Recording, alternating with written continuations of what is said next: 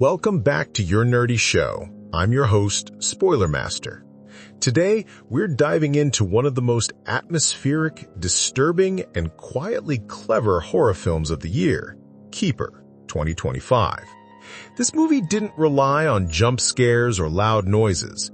Instead, it slithered under your skin with slow dread, whispered secrets, and a mystery that never quite reveals all of itself. And honestly, that's exactly what makes the ending hit so hard.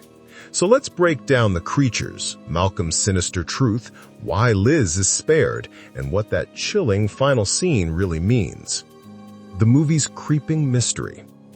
From the very beginning, Keeper feels wrong. Not in an obvious horror movie way, but in a something here has been happening for a very, very long time way. The cabin, the woods, the locked basement, the strange noises, everything hints at a dark history buried under centuries of manipulation and blood. Liz thinks she's just going on a weekend getaway with a sweet, awkward older doctor. But Keeper is all about illusions and how they break. As the story unfolds, we slowly discover that Malcolm isn't just some quirky man with strange habits. He's been alive for centuries. He's been bringing women to this cabin for generations. And the woods are home to something ancient, something tragic, and something deeply dangerous. What are the creatures in Keeper? Let's address the biggest mystery first. Who or what are the creatures? The film never gives us a clean, tidy explanation, and that's intentional. They are not labeled as demons, aliens, spirits, or gods. But here's what we do know. 1. They originated from a pregnant woman centuries ago. Malcolm reveals that long ago, he and Darren encountered a woman on their family property. Paranoid, thinking she belonged to some religious group disturbing their land, they captured and wounded her. While a prisoner, she gave birth not to a human child, but to several monstrous, pale, skittering creatures. Immediately, the movie reframes your perception. The creatures aren't evil by design. They were born into violence. 2. Malcolm and Darren killed the mother. This is the moment the true horror begins. They murdered her, then made a deal with the creatures she left behind. 3. The creatures extend Malcolm and Darren's lives. But here's the catch. Every extension comes with a price, a sacrifice, and that's where hundreds of missing women come into the picture. 4. Their abilities remain purposely vague. They move silently. They can infest the walls. They can communicate with Malcolm through a method we never see. They mimic sounds. They can age a man centuries in minutes, and they seem to exist somewhere between physical reality and supernatural limbo. But the movie never tells us exactly what they are. Why? Because what they are doesn't matter nearly as much as what they represent. They're the quiet, monstrous shadow of Malcolm's sins. Who is the real villain? This is one of the strongest themes in Keeper. The supernatural creatures aren't the true monsters. Malcolm is. Throughout the film, he presents himself as polite, gentle, and awkwardly charming. He cooks for Liz, he listens to her, he shows romantic interest. But it's all a script, a performance he's perfected over centuries. His kindness is camouflage. When Liz starts hearing sounds beneath the floorboards or sees strange figures in the woods, Malcolm gently reassures her. But the truth? He's conditioning her. He's isolating her. He's preparing her. He never intended to protect Liz. He intended to feed her to the creatures so he can live just a little longer. And the film brilliantly exposes Malcolm for what he symbolizes. A patriarchal system that sacrifices women to preserve male comfort, male power, and male longevity.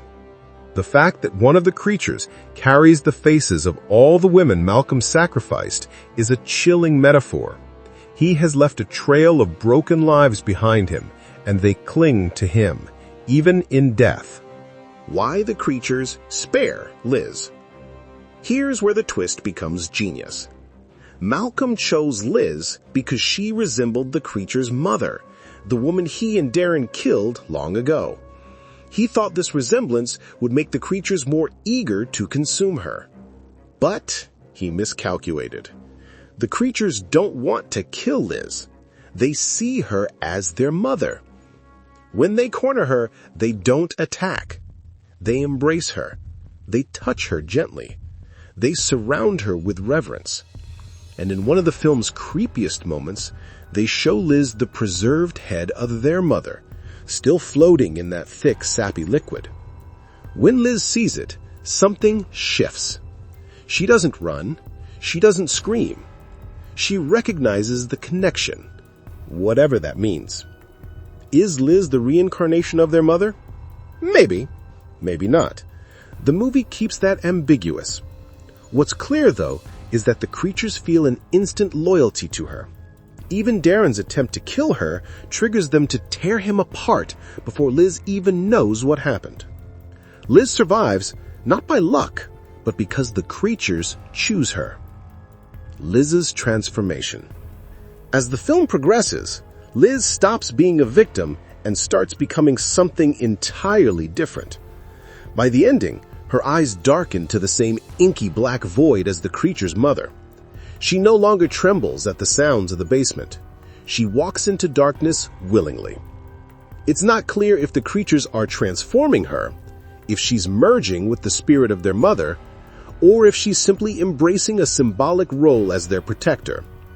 The ambiguity is what makes it haunting. Liz doesn't seem afraid. She seems resolved. She has found a new identity, a new power. The ending. Malcolm gets what he deserves. The final scene is a brutal reversal of everything Malcolm has done for centuries. His deal with the creatures is undone, and suddenly, age catches up to him all at once. His skin wrinkles, his bones twist, his voice cracks. He becomes a fragile, ancient husk dangling upside down from a tree, helpless for the first time in his life. And then Liz steps out of the woods. This moment is so satisfying because Malcolm finally feels what his victims felt for centuries: powerlessness. Liz walks up to him calmly, coldly, almost amused. She tells him, "It's my cabin now." It's the same line Malcolm used earlier, but now the power has shifted completely. Then comes the poetic justice. She feeds him the same cake he drugged her with. She slowly lowers his head into the same resin-like substance where the creatures preserve their mother's head. And she watches as he screams, begging for mercy he never once gave. Malcolm's immortality becomes his torture. He will not be sacrificed quickly. He will remain conscious, aging, suffering, decaying. It's not just revenge. It's a reckoning. What happens to Liz? The film leaves Liz's fate tantalizingly open-ended. We know she stays in the cabin. We know she has become bonded with the creatures. We know she has the eyes of their mother. But the film never clarifies whether she has fully transformed into the mother, if she's possessed, if she's accepted a symbolic role, or if she's simply found purpose and power in a place that once terrified her. Her decision feels less like corruption and more like liberation. For the first time in the entire story, Liz has control over herself, over the cabin, over the creatures, over Malcolm's final moments.